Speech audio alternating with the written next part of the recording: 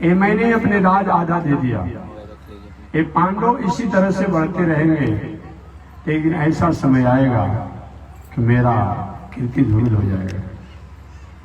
उपद्रवकारी व्यक्ति जो होता है, अपने बढ़ने से जितनी उसकी प्रशंसा नहीं होती है, हमारा मित्र, हमारा बंधु बांधव, हमारे लोग, हमारे स्वजन लोग हमसे आगे कैसे बढ़ गए, इसकी उसके मन में टीस रहता है, ईर्ष्या आता है।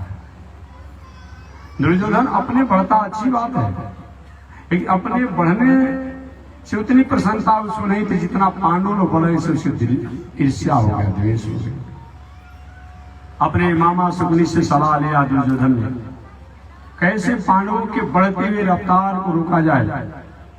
शकुनी ने सलाह दी, देखिए कभी कभी कुछ घर में ऐसे लोग होते हैं, उनको हमेशा घर में निगेटिव बात ही अच्छी लगती है और निगेटिव सलाह ही अच्छा लगता है। क्या देखिए कुछ लोगों का स्वभाव होता है। शकुनी को समझाना चाहता था कि तुम भी अपने प्रजा को विश्वास में जीतो, राष्ट्र राज्य में संवर्धन की अनेक उपक्रम को, परिकल्पना को आप आगे बढ़ाइए। ऐसा नहीं किया शकुनी ने। शकुनी का एक ही उपाय है, तुम्हारे जो सौतेले ये परिवार है, भाई है, इन पर बढ़त बनाना है, इनके राज को किसी तरह से छीन लो। दुर्योधन ने कहा, मामा जी बल पर तो हम छीन नहीं पाएंगे, इनके पास बल अधिक हो चुका है, दूसरा कोई उपाय बताइए। तो शकुनी ने कहा, एक ही उपाय है, जुआ। पांडव लोग जुआ खेलते नहीं है, लेकिन जुआ को शौक है देखने का। जैसे किसी लोगों को बहुत कुछ मतलब नहीं होता है, लेकिन कुछ में शौक देखने का होता है। तो महाराज कैसे इनको बुलाया जाए? शकुनी का, आपके बुलाने से पांडव लोग नहीं आएंगे। आपके पिताजी माने पांडवों के बड़े पिताजी धृतराष्ट्र अगर आहूत करेंगे, आमंत्रण देंगे, तो निश्चित रूप में पांडव लोग आ जाएंगे। हुआ भी। देखिए श्रीमद् भागवत महापुराण में आपने पढ़ा हो, राजा परीक्षित में कोई अवगुण नहीं था, लेकिन राजा परीक्षित में एक ही अवगुण हो गया। क्या अवगुण हुआ कि अगर कहीं वे कलियुग को निवास नहीं दिए होते तो ऐसा नहीं होता। दुष्ट व्यक्ति, नालायक व्यक्ति में बहुत बड़ा गुण हो, उस गुण से आप प्रभावित होंगे कि नहीं होंगे, लेकिन उसका अवगुण जो है आप पर प्रभाव डाल देगा। नीतिकारों ने, शास्त्रकारों ने कहा है कि विषैला सर्प जो है, मर्यादा सर्प जो है, मणि जिसके मस्तक पर है, उसके मणि से आप प्रकाश को प्राप्त करेंगे कि नहीं करेंगे, ये तो बात की बात है, लेकिन उसका विष तो आप पर प्रभाव डाल देगा। ऐसा विचार कर व्यक्ति को, ऐसे दुर्गुणी व्यक्ति जो हो उनके पास और उनसे कुछ लेने की कभी कोशिश मत करना, कहीं न कहीं हानि पहुंचा सकते हैं। हुआ भी राजा परीक्षित कलियुग को काश जगह नहीं दिए होते तो राजा परीक्षित द्वारा जो चंचल बुद्धि का परिचय दिया गया कि एक साधक, एक संत, एक योगी, एक योग साधना में रत ऋषि अपनी तपस्या में हो और उसकी तपस्या के अवसर पर उसको हम अपमान करें, ये मेरा और आपकी पहचान नहीं बनती। ऐसा ही हुआ। राजा परीक्षित जो परिणाम क्या हुआ? राजपाट को त्याग करके कहीं गंगा के तट पर जाकर के शेष जीवन को एक साधक के रूप में जीना पड़ा। ऐसा नौबत नहीं भी आता अगर राजा परीक्षित कलयुग को जगह नहीं दिए हुए। शकुनी ने मंत्रणा दिया, दुर्योधन अपने पिताजी से कहो कि पांडवों को जुआ खेलने के लिए बुलाए। जुआ खेलने के लिए बुलाया गया।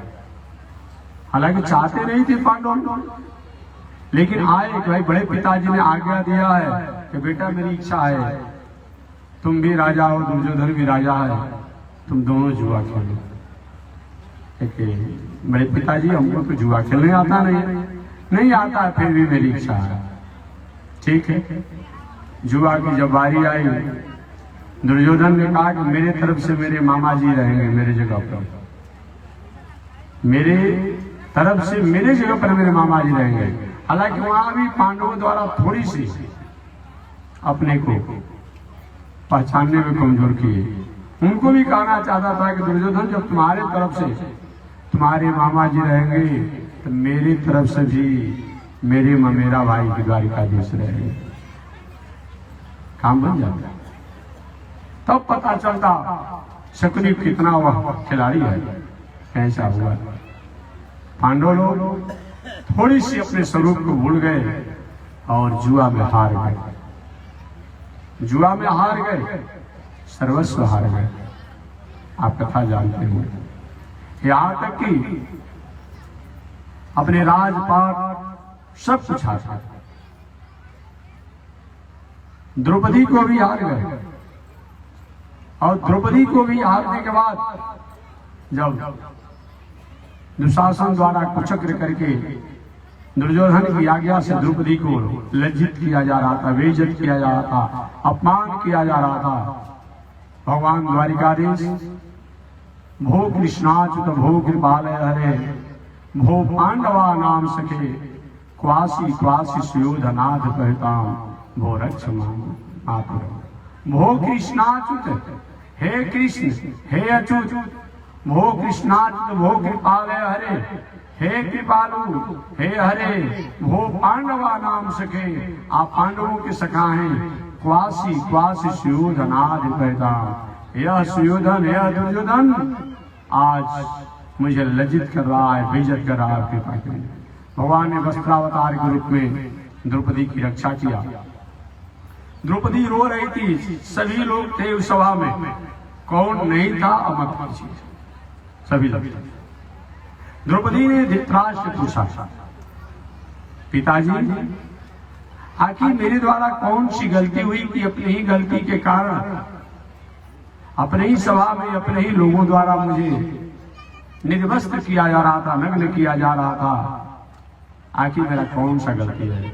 दुर्योधन ने कहा कि तुम्हारे पतिदेव तुमको जुआ के दांव पर हार गए थे। द्रौपदी ने कहा कि धर्मनीत है कि राजनीत है कि समाज नीत है कि लोक नीत है कि परंपरा का नीत है। कोई भी पुरुष अपने पत्नी को या स्त्री को जुआ के दांव पर रखने का कहाँ का नियम है? कहीं का नियम है। दूसरी बात, जब पांडव लोग समझो हार गए, एक हारा हुआ व्यक्ति किसी को दांव पर कैसे रख सकता है?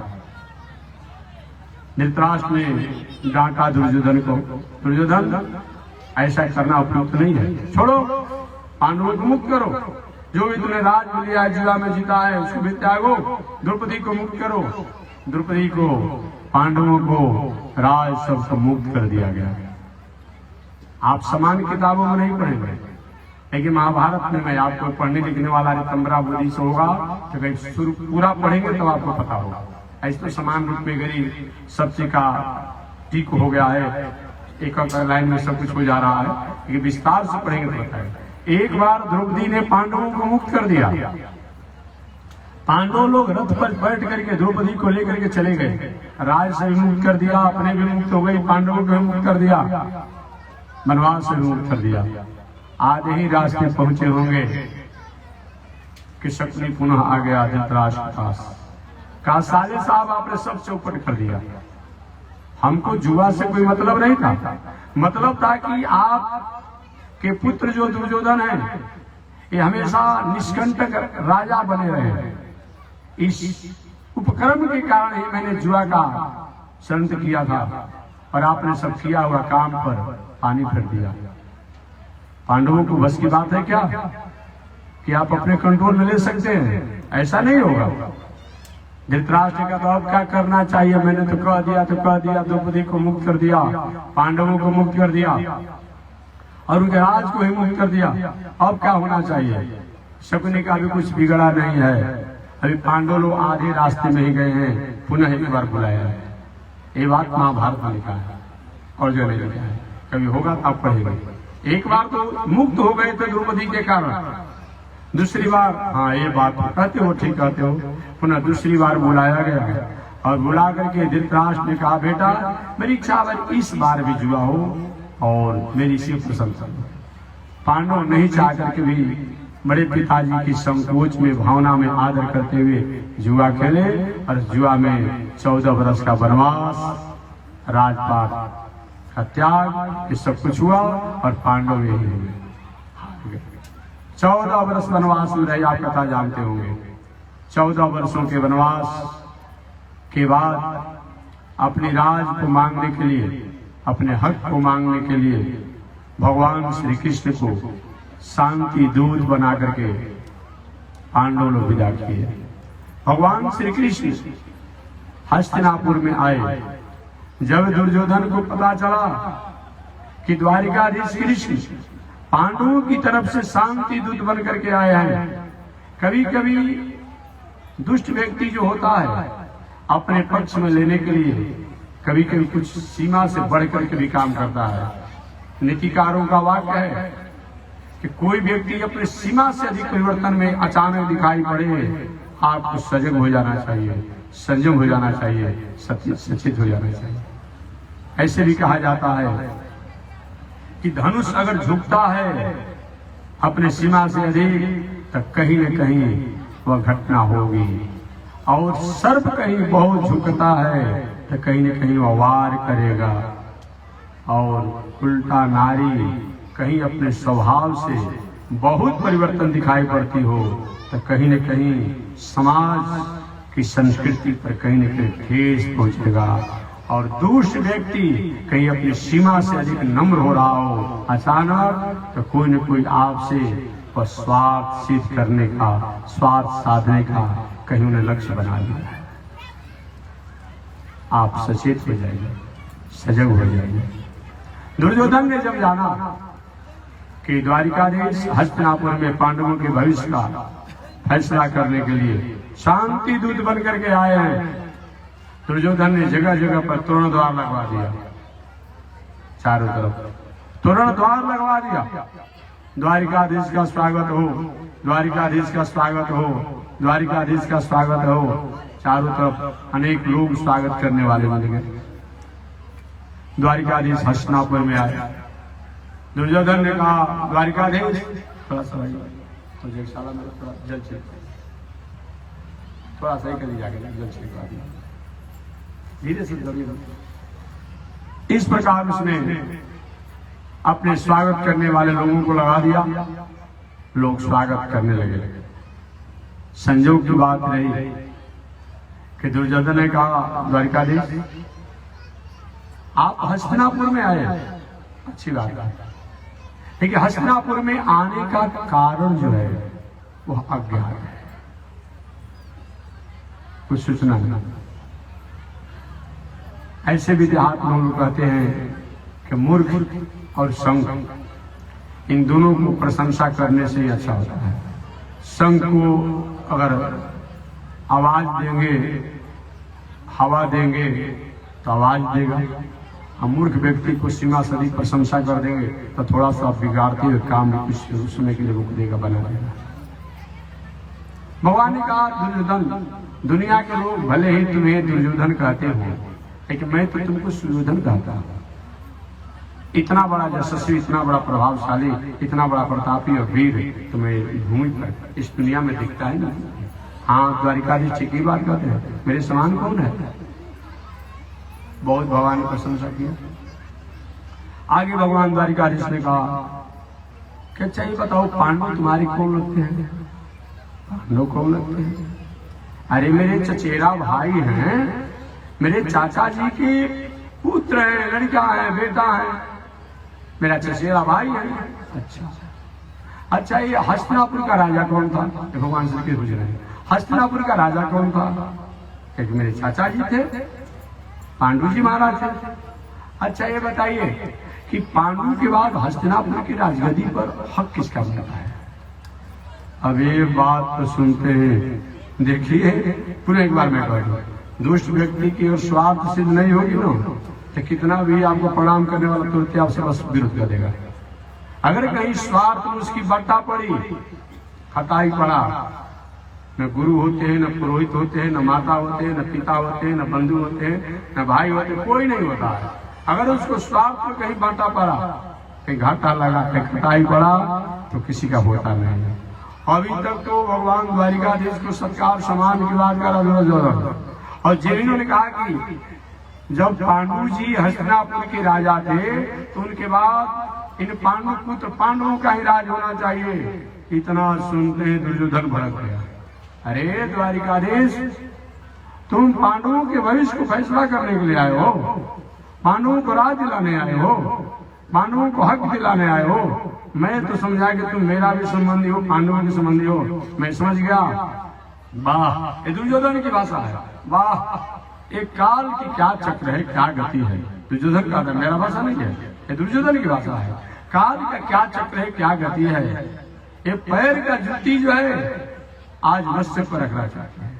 कहा एक वारिया के घर में मेरे पूर्वजों ने, मेरे वंशजों ने, मेरे कुल खानदान के लोगों ने विवाह नहीं कर दिया, अब मेरा ही समझौता करेगा। यानी कि मजाक मेरी समझौता करने के लिए कहीं जंगल में रहने वाले, पत्तों पर सुतने वाले अब भगवान श्री कृष्ण को गाली देना शुरू कर दिया। ये मेरा समझौता करेगा। भगवान सुन रहे हैं, मुस्कुरा रहा है। बताओ, मेरा समझौता करेगा? भगवान का दुर्योधन क्या बोल रहे हो समझ में आ रही है? क्या तुम बोल रहे हो समझ में आ रही है? मैं पैरों का ज्योति हूं और तुम मुकुट हो। उसमें बोलू नहीं द्वारिकाधीश, अगर मेरे संबंधी नहीं होते तो मैं आपको जेल में बंद कर देता, और मानूंगा नहीं, मैं बंद करूंगा। आपने लोगों को इशारा किया कि इसको पकड़ करके कैद खाना में बंद कर दो। लेकिन उस दुर्योधन को यह पता नहीं था, जो जन्म लेते ही कारागार से बाहर निकल गए, उनको भला ये बंद कर सकता है? बुद्धि की बलिहारी है। भगवान वास जान गए कि आप ही नालायक व्यक्ति के पास बैठिएगा, दुष्ट व्यक्ति के पास बैठिएगा, ये हमेशा छल के रहेगा, कब किस तरीका से धोखा दे देगा। भगवान से कहा ठीक है दुर्योधन, मैं चल रहा हूं, मैं चल रहा हूं, लेकिन इसका परिणाम अच्छा नहीं होगा। मैं पैरों का जूती होती मुकुट हो, और कहते हो कि जूझ के बिना सुई का अग्रभाग मैं नहीं दूंगा। जानते हो जूझ की विभीषिका कैसी होती है? जूझ की विभीषिका बहुत उपद्रवमय होती है।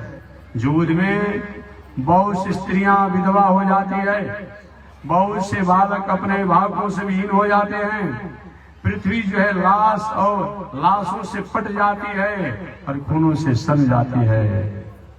ऐसा मत करो दुर्योधन, तुम पांडव आपसे बहुत मांग नहीं करते हैं, पांडवों की मांग है, 5 पांडव है, एक गांव उनको दे दो, अच्छी से काम चल जाएगा। लेकिन ऐसा नहीं होता है, इसका परिणाम अच्छा नहीं होगा। अंत में दुर्योधन ने कहा, गोविंद सोई मैं बिना जुड़ का कुछ नहीं दूंगा, अरे मैं आपको बंधन में डालूंगा। यह धृतराष्ट्र को जब पता चला, अरे अगर द्वारिकाधीश नाराज हो जाएंगे तो काम बहुत बिगड़ जाएगी। अब दुर्योधन गए, दुर्योधन शर्म आती है तुम्हें? ऐसे ही अपने संबंधियों से बोला जाता है, जैसे तुम बोल रहे हो, क्षमा मांगो। दुर्योधन तुरंत पलट गया, ऐ द्वारिकाधीश जी, आप 2, 4, 5 लोग मिल करके जैसा सलाह देंगे, जैसा राय देंगे और जैसा बंटवारा दे देंगे, बंटवारा करेंगे, उस बंटवारा में हमको जो मिल जाएगा मैं ले लूंगा। छोड़िए बंटवारा की बात ना, आप मेरे भी संबंधी है, पांडवों के भी संबंधी है। चलिए, जब मेरी माता ने जाना कि द्वारिकाधीश आने वाले हैं, तो मेरी माता ने आपने सुंदर अपने हाथों से पकवान बनाया। आपने जाना होगा, पढ़ा होगा, गंधारी जी जन्मांध नहीं थी, लेकिन जब इनका विवाह धृतराष्ट्र के साथ जब तय किया गया, तो गंधारी ने तय किया कि जब मेरे पति दुनिया को नहीं देखते हैं, समाज को नहीं देखेंगे, दुनियादारी नहीं देखेंगे, तो मैं देखकर क्या करूंगी। और गंधारी ने भी अपने नेत्रों पर पट्टी बांध लिया, मैं दुनिया को नहीं देखूंगा, दुनिया को मैं नहीं देखूंगा। एक मेरी माता ने आपके आगमन को सुन करके और उसने सुंदर पकवान बनाया है, चलिए खा लीजिए। भगवान का वाह, अभी हमको कुछ देर पहले जेल में बंद कर रहा था, हमको पैरों का जूती समझ रहा था, अरे भोजन कराना चाहता है।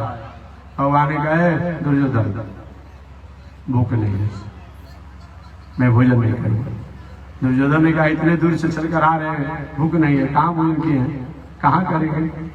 अरे पाली जी मेरी माता ने अपने हाथों से बनाया है। भगवान ने कहा कि हमको भूख नहीं है, तुमको प्रेम नहीं है। भोजन दो परिस्थिति में की जाती है, एक भूख होता है तब, एक प्रेम होता है तब। भूख में किसी प्रकार के मानक नहीं देखा जाता है।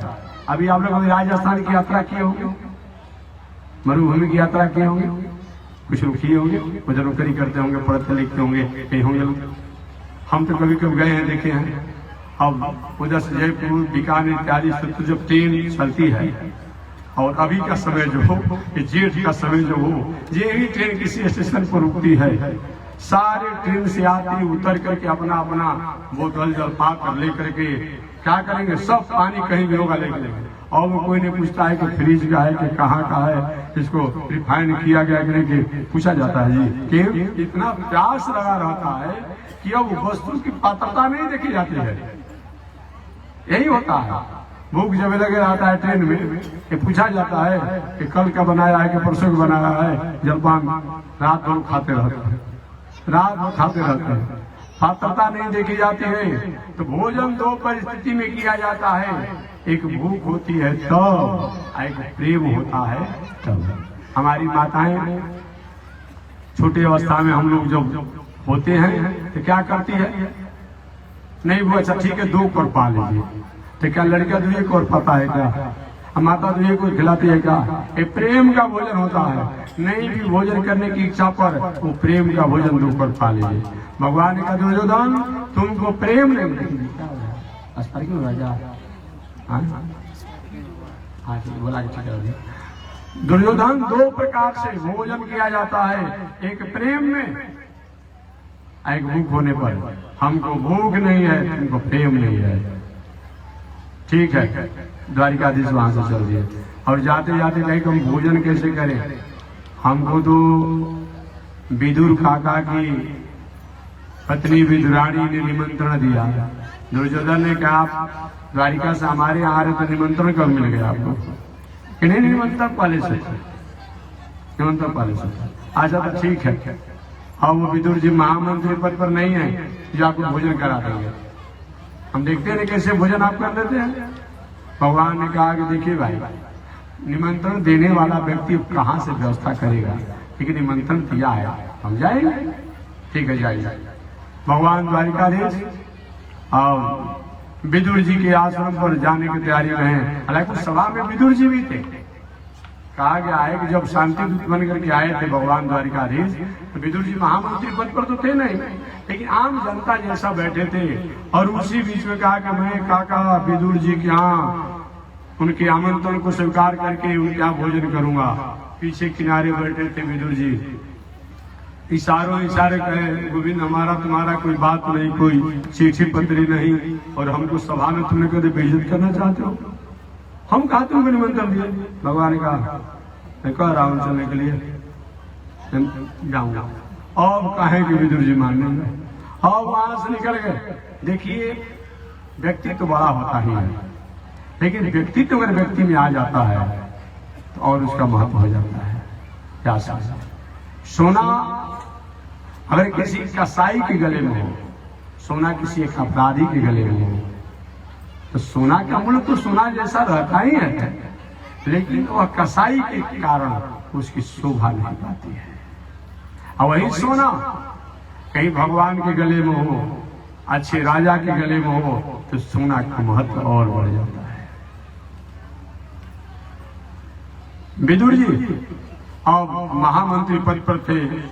आज की तो बात है नहीं, कभी आपने पढ़ा होगा, पढ़ने का मौका मिला होगा, आप पढ़े होंगे पहले, कभी तो होगा कि नहीं होगा। एक नमक का दरोगा पढ़ने को आता था। बताइए कितने उनके उस दरोगा साहब के पिताजी ने कितनी बड़ी बात कहा, ईमानदारी की बात किया था। आज तो कोई ऐसा होगा कि भाई उससे अलग होगा, तो मेरा विषय भी नहीं है। और लेकिन एक नैतिकता का बहुत बड़ा महत्व होता है, एक नीति का बहुत बड़ा महत्व होता है। विदुर जी ईमानदार महामंत्री पद पर थे। अब बाजारों में जा रहे हैं, मेरा स्वामी आ रहा है, मेरा भगवान आ रहा है, मेरा द्वारिकाधीश आ रहा है, मेरा कृष्ण आ रहा है, कहीं से माखन, कहीं से मिश्री, कहीं से पेड़ा, कहीं से किस, कहीं से कुछ लेकर के तहसील रहे थे। और अचानक भगवान द्वारिकाधीश प्रतीक्षा नहीं करते हुए वो विदुर जी के आश्रम पर चले गए। और आश्रम पर जब गए तो आश्रम पर जाने के बाद उसमें विदुरानी जी स्नान कर रही थी। अब ये नाटक करने में तो बचपन के नटखट स्वभाव के हैं। मैया जसोदा को पूरे दुनिया का दर्शन करा दिए, लेकिन मैया पूछते रह गई, लाला तूने मिट्टी खाई है? भगवान ने अपने मुखमंडल में ब्रह्मांड दिखा दिया। लोग कहते हैं कि महाराज जी ये सब आप लोग कथा कभी कभी अजीब सी लगती है, अब भला मुख में दुनिया देखा जाता है।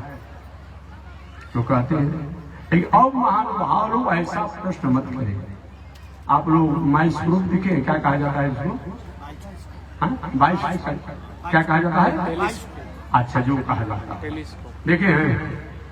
अब उसी एक छोटा सा गोला में सब कुछ दिखा दिया जाता है। अब भगवान कहीं अपना मुंह में सारा दुनिया का माया दिखा दे तो कौन आश्चर्य की बात है? आपके पास मोबाइल है ना, अपने मोबाइल में सब कुछ देख रहे हैं कि नहीं देख रहे हैं? कितना लंबा छोड़ा है। तो जब तक विज्ञान का आविष्कार नहीं हुआ था तब तक तो हम शंका कर सकते थे, लेकिन अब इस विज्ञान के युग में आविष्कार होने पर अब ऐसा शंका करने की कोई बात नहीं है। अब तो सब कुछ आप अपना मोबाइल पर, टेलीविजन पर सारा दुनिया की घटना को आप देख रहे हैं। अब ऐसा नहीं होना चाहिए। भगवान ने क्या किया, इतना नटखट स्वभाव के हैं कि बचपन में मैया जसोदा कहते, लाला तूने मिट्टी खाई है? कि मैया खाया तो उसको जाता है जो उससे अलग होता है, खाया उसको जाता है जो उससे अलग होता है। मिट्टी मुझसे अलग है ही नहीं, मैंने ही मिट्टी को बनाया है, मैंने ही जल को बनाया है, मैंने ही आकाश को बनाया है, मैंने ही अग्नि को बनाया है, और मैंने ही वायु को बनाया है। फिर खाने की बात है, नहीं नहीं लाला मिट्टी खाओगे रोग हो जाएगा। तो भगवान सुने माया, ये मेरी माया को माता जी समझने में थोड़ा अपने को पीछे हट रही है। भगवान ने अपने मुख में ही पूरा दुनिया दिखा दी। ब्रह्म लोक से लेकर इंद्र लोक से लेकर के सभी लोग को दिखाया। मैया जसोदा माया से भ्रमित हो गई, अरे क्या मैं कोई स्वप्न देख रही हूँ? क्या कोई ऐसा दैत्यों का कोई प्रभाव है क्या? नहीं लाला तुमने मिट्टी नहीं खाया, आगे स्वरूप काटा।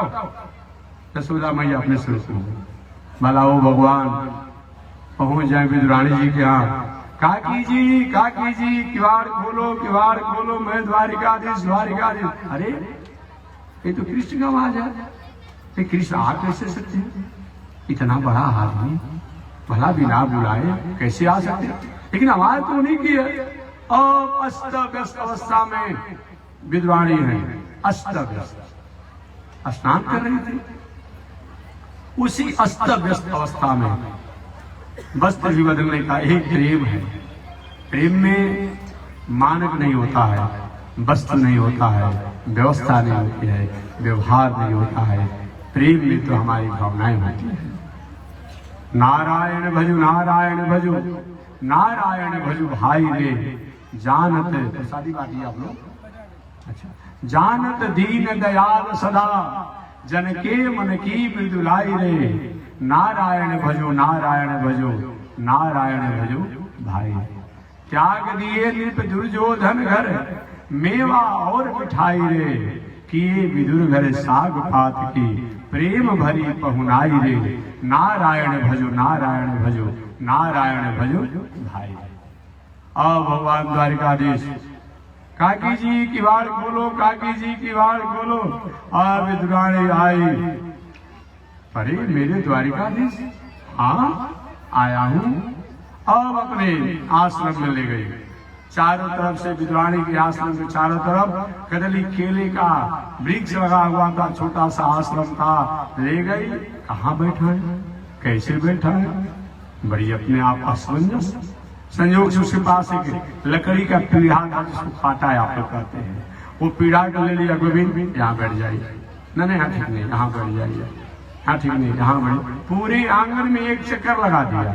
भगवान ने कहा काकी जी, अरे यहाँ वहाँ क्या बात करती हो, इस सब मेरा ही तो जगह है, कहीं बैठा हो ना। अब एक जगह विद्राणी ने पीढ़ा रखा भी तो उल्टा पीढ़ा रख दिया। प्रेम में हो जाता है, प्रेम में हो जाता है। अब उल्टा रख दिया, भगवान उसी पर बैठ गए। अब बैठ करके भला ऐसा कोई भगवान हो सकता है? आज तो निरंकारी कहते, हम तो निरंकारी को मानते हैं। अरे भाई, उस निरंकारी से क्या लेना देना? कितना मेरा सुंदर भगवान है जी, मांग करके भोजन करता है। भला ऐसा भगवान होगा कि भक्त से मांग करके खा रहा हो, भक्ता से मांग कर खा रहा हो? ऐसे भगवान को छोड़ करके और कहां भ्रम में पड़े हैं भाई आप? आपने कहीं मधुसूदन सरस्वती जी का नाम सुना होगा। मधुसूदन सरस्वती जी काशी के रहने वाले बहुत बड़े विद्वान थे, लगभग तुलसीदास जी के आसपास में कालीन थे। मधुसूदन सरस्वती जी जैसे कैसे आजकल के लोग कहते हैं कि घटही में अविनाशी, बात ठीक है, हम भी कहते हैं। हम तो हमेशा एक वो श्लोक हमको बहुत अच्छा लगता अंग्रेजी का शब्द जो है कि all thing bright and beautiful, all creature great and small. छोटे बड़े सुनहरे चमकीले जो कुछ भी दुनिया में है उसको बनाने वाला गॉड है। ये हम भी कहते हैं, केवल आप ही नहीं कहते हैं। लेकिन अरे भाई, वह निराकार ब्रह्म साकार हो जाता है, आप भ्रमित क्यों हो जाते हैं? कभी आपने मिश्री के टुकड़ा को देखा होगा? जी हाँ, देखे होंगे। आपने कभी जल को देखा होगा? जी हाँ। एक बार इसी प्रकार एक संत से एक भ्रमित व्यक्ति ने कहा कि महाराज, ये कैसे हो सकता है कि वही ब्रह्म कभी साकार हो जाता है, कभी निराकार हो जाता है? महात्मा जी वेद उपनिषद इतिहास पुराण बहुत कुछ बताया, कुछ समझने पर तैयार ही नहीं था। महात्मा कैसे नहीं होगा, इसको प्रैक्टिकल करना पड़ेगा। बेटा सुनो जी, बाबा पहले एक बाल्टी जल लाओ। जी लाया। थोड़ा सा आप कम से कम 150-200 ग्राम मिश्री का टुकड़ा लाओ। लाया। एक पात्र ले आओ। ले आया। बाल्टी में से पानी पात्र में उझेल दो। उझेल दिया। एक पानी है ना, ये मिश्री का टुकड़ा अपने मुट्ठी में ले लो। जी बाबा ले लिया। और लेकर कहे, इस जल में तुम, ये मिश्री है ना आकार वाला? कहाँ है? ये जल है ना? है। एक इस मिश्री को तुम जल में हाथ पकड़ के रखे रहो। अब यही 15-20 मिनट रखा कि मिश्री जो है भूल गया जल में। एक मेरा मिश्री दो, तुम्हारे हाथ में मैंने मिश्री दिया था, मैंने मिश्री का टुकड़ा दो। हाथ तो खाली है, मिश्री का टुकड़ा नहीं है। नहीं है, मैं तुम्हारे हाथ में दिया था आकार वाला, देना तो पड़ेगा तुम्हें। तो महाराज कहाँ चला गया हूँ, पता नहीं है कि मैं बता दूं। इसी प्रकार ब्रह्म है। वह ब्रह्म जब दुनिया में किसी प्रकार की क्रियाकलाप व्यवहार की आवश्यकता नहीं पड़ती है, अपने आप आत्मा राम में वह ब्रह्म रमण करना चाहता है, तो सारी दुनिया की सूक्ष्म रूप में वह निवास करता है। इसीलिए उसको नारायण और विष्णु कहा जाता है। वह नारायण और विष्णु के नामों से जाना जाता है। सब जगह विष्णु शब्द का अर्थ होता है व्याप्त और व्यापक। नारायण का अर्थ होता है नारायणाम नित्यानाम अयनम इति नारायण पदम। जो नित्य वस्तुएं हैं, जिसको हम सुन रहे हैं, देख रहे हैं, समझ रहे हैं, उसमें जिसकी सत्ता हो उसका नाम नारायण है। महात्मा जी ने कहा, सुनिए, आप थोड़ा सा एक अग्नि का ज्वाला लाइए और ज्वाला पर इस पात्र को बैठा दीजिए। कि बाबा बैठा दिया। कि इसमें जल की सत्ता है ना? है, जल की सत्ता है, इसमें बैठाइए। अब वो खोलते खोलते जल ही उड़ गया और मिश्री का टुकड़ा का एक चट्टान हो गया। चट्टान हो गया। एक देखो, एक यही ब्रह्म है, यही कभी निर्गुण से सगुण, सगुण से निर्गुण हो जाता है। जैसे कि क्या है, सर्प है, सर्प है, सर्प कौन सा? अच्छा, धीरे से पकड़ के आता ना, अब धीरे से लेकर ठीक हो रहा है। धीरे से चला जा रहा है, बाद में छोड़े, बाद में छोड़े, कथा हो जाए। वही कभी सगुण से निर्गुण और निर्गुण से कभी सगुण हो जाता है। यही ब्रह्म है। जैसे कि आप ही के पास में हो, आप ही के साथ, आप ही ने देखा उस जल को और मिश्री को, और वह घुल गया जल में तो निराकार हो गया, पुनः आकर तपाया गया तो आकार वाला हो गया। वही भगवान है। जब कहीं भक्ति जसोदा जी जैसी भक्ता मिल जाती है, नंद बाबा वसुदेव जी जैसे लोग मिल जाते हैं, देवकी जैसे लोग मिल जाते हैं, तो ब्रह्म पूरे दुनिया में जो सबके साथ व्याप्त और व्यापक होकर रहने वाला है वह कृष्ण बन जाता है। दशरथ जी और कौशल्या जी की कहीं भावना हो जाती है तो वही कहीं राम के रूप में आ जाता है। इसमें निर्गुण और सगुण में कोई अंतर नहीं। मानसकार ने पहले तो थोड़ी सी कुछ बात कह दिया, लेकिन पुनः मानसकार को समझ में आया कि हो सकता है हमारे द्वारा कुछ बात ऐसी कह दी गई का। उन्होंने कहा निर्गुण सगुण नहीं कुछ भेदा, निर्गुण और सगुण में कोई भेद नहीं है।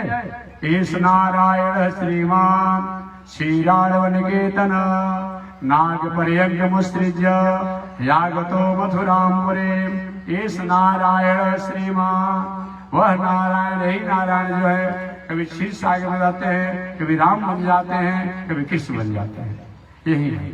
तो यही धन्य वह ब्रह्म जो ब्रह्म आज विद्राणी के आश्रम पर भोजन मांग रहा है।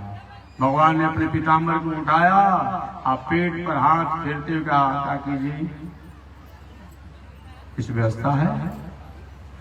विद्राणी ने कहा अरे लाला अभी तो कुछ नहीं है, आज तो हम लोग ने साग पात खाया है। कुछ था ही नहीं घर में, साग पात खाया है कि नहीं अभी तुमको चाहिए। अच्छा आपके काका जी आ रहे हैं तो व्यवस्था हो जाए, नहीं अभी हमको चाहिए। और क्या कि विद्राणी गई कदली के वन में, आ कुछ गिने चुने केला के कम से कम 4-5 दर्जन केला पका लेकर के टोकरी में केला को छील करके छिलका भगवान के हाथों में गलती से दे दिया। केला ही जमीन पर रखा, केला के फल को जमीन पर रखा, छिलका हाथ में दे दिया। भगवान खा गए, काकी जी बहुत मीठा है। कि लाला जब तुम कहते हो तो मिठाई हो, क्योंकि मैंने अपने हाथों से सिंचाई किया। ऐसे करते करते 2-4-5 दर्जन छिलका खा गए। भगवान है नुकसान नहीं करेगा। एक घटना तो पता चला कि केला नहीं खा रहे हैं बल्कि केला के छिलका खा रहे हैं। जब विदुर जाए देवी किवाड़ खोलो किवाड़ खोलो किवाड़ खोलो, अब विद्वान काका जी आप क्या गए, अब से ही हो गई। अरे महाराज हालांकि मचा रखे, चुप रहिए ना। अरे देवी हालांकि बात करते हो, मेरा द्वारिकाधीश आ रहा है, क्या व्यवस्था तुमने किया है? आ नहीं रहे, आकर के आंगन में बैठे हुए हैं। अच्छा अब देखे विदुर जी कि केला का फल जो है आंगन में इसी तरह से बिखरा हुआ है, छिलका का पता नहीं। देवी जी और तुम्हारे पास बात है तो केला के पत्ता पर तो फल को रख देना चाहिए, ऐसे थोड़े रखा जाता है। और तब विद्राणी जी को अच्छा तो क्या मैं अभी तक छिलका खिला रही थी क्या? अब भगवान का अच्छा काकी जी तो क्या अभी तक मैं छिलका ही खा रहा था क्या? आपको भी पता नहीं था, हमको भी पता नहीं था। हाय हाय करने की विद्राणी अंत में एक फल दिया, हमारे पास हो गया हो गया। कुछ माखन मिश्री लाए थे विदुर जी भी कुछ दिए। यही प्रेम है, इसी का नाम बर्तन है। ऐसे द्वारिकाधीश ने उन विद्राणी और विदुर की भावना को स्वीकार किया। महाभारत संग्राम के लिए पूछा गया कुंती मैया से, माता जी क्या होना चाहिए? दुर्योधन राज नहीं देना चाहते हैं। कुंती माता ने कहा संग्राम तो नहीं होना चाहिए, लेकिन 2 घटनाओं को जब मैं याद करती हूँ कि मेरी बहू द्रौपदी के प्रति जो व्यवहार कौरवों द्वारा हुआ है, तो होता है कैसे पृथ्वी पर भार बने हुए लोगों को रहने की सकता नहीं। और दूसरा आपके साथ जो व्यवहार उस दुर्योधन द्वारा हुआ, इसको याद करके होता है कैसे लोग रहना चाहिए। युद्ध अवसंभावी हुआ, स्थान तय किया गया कुरुक्षेत्र। हजारों की संख्या में, लाखों की संख्या में लोग इस संसार से चले गए। पांडव लोग विजय को प्राप्त किए। धर्मराज युधिष्ठिर राजा बने, मर्यादापूर्ण राजकाज की व्यवस्था को उन्होंने चलाया, सजाया, संवारा, सब कुछ किया। इसलिए कोई सोच नहीं सकता था कि पांडव लोग अपने राज को वापस भी ले पाएंगे, क्योंकि पांडवों के पास कोई स्थिति थी नहीं। लेकिन वह परमात्मा, वह ब्रह्म, वह भगवान अगर उनकी हम सही में उनकी भावनाओं में रहते हैं तो कहीं न कहीं कोई न कोई उपाय हमें सूझ ही जाता है। आरता विषणा शिथिला सभेता घोरे सुचव्या दिशु वर्तमाना संकीर्तनारा इन शब्द मात्रम विमुक्त दुखा सुखिनो भवन्तु। चाहे आर्त स्थिति हो, आर्ता विषणा या विषाण की स्थिति हो, विषाण भक्त कौन है? अर्जुन है। आर्ता विषणा शिथिला सभीता, शिथिल अवस्था में अब अपना बल काम नहीं करता हो गजेंद्र। आर्ता विषणा शिथिला सभीता, भय की स्थिति में वैदिक यमराज दूतों को देखे। आर्ता विषणा शिथिला सभीता घोरे सुच व्याधि वर्तमाना, घोर व्याधि की आने पर उन परमात्मा की शरणागति करते हैं। यह भगवान का प्रतिज्ञा है, क्योंकि भगवान ने श्रीमद् भगवत गीता में कहा है कि जो क्षेमम बहाम्यहम्। देखिए बदाम्यहम् नहीं कहा, श्रीमद् भगवत गीता में भगवान ने कहा जो क्षेमम बहाम्यहम्। बहाम्यहम् और बदाम्यहम् में अंतर है, याद रखिएगा। बहाम्यहम् का मतलब क्या होता है, बदाम्यहम् का मतलब क्या होता है? मैंने कहा इनको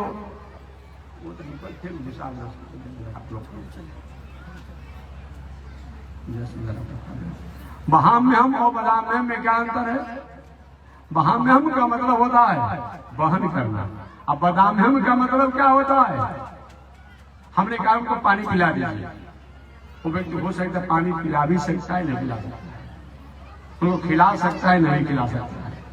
और सम अपने आप में भाई हमारे प्रेमी जन है, एक मैंने पानी पिला दिया, खिला दिया, ये क्या है? बहाम्यहम्। तो भगवान कहते हैं मैं अपने भक्तों के जोग और क्षेम इन दोनों का वहन करता हूं। जोग माने क्या होता है? संजोग। जोग माने क्या होता है? संजोग। और प्राप्त वस्तु को प्राप्त कराना। और क्षेम माने क्या होता है?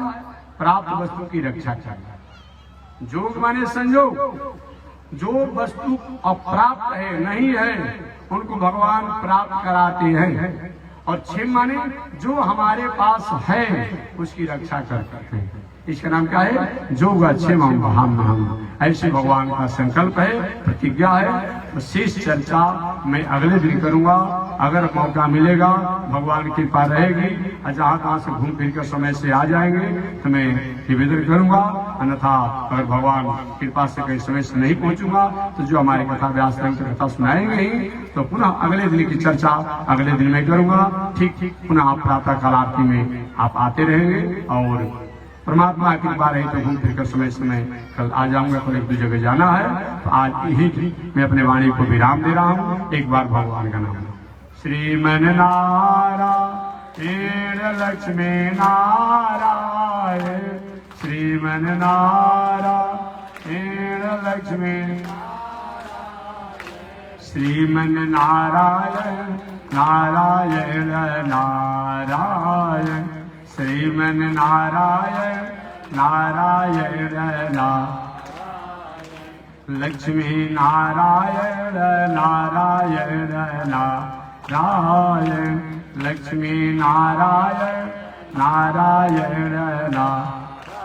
बोलिए श्री लक्ष्मी नारायण भगवान की, विश्व जगदाचार्य श्री त्रिदंडी स्वामी महाराज की। हरि ओम। शांति ही शांति ही शांति।